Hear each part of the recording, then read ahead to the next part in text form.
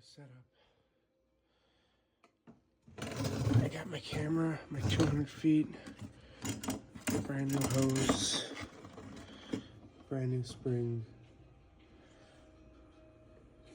So that's our setup right there. So we can camera the sewer now and just look at it like this. We got our Ridgid system. Just that. I took apart all my monitor. My monitor is torn to shreds. Took all the wiring, all of that. Now we have this. This is how it looks. So when it's all packed up, all this goes down, monitor goes in.